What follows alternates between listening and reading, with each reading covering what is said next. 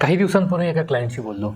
Sir, मुलांच्या शिक्षणावर आणि लग्नावर एवढा खर्च झाला की रिटायरमेंटसाठी काहीच शिल्लक राहिलं नाही. आणि खरं सांगायचं तर ही परिस्थिती फक्त त्या एकट्या क्लायंटची नाही, समाजातल्या जवळपास प्रत्येक पालकाची हीच परिस्थिती असते आपल्या इथे. आपण मुलांसाठी सगळं देतो, त्यांचं शिक्षण, त्यांची स्वप्न, त्यांचं फ्युचर. पण एक गोष्ट मात्र आपण विसरतो, मुलांना आपल्या त्यागावर नाही तर आपल्या स्थैर्यावर जास्ती अभिमान असतो.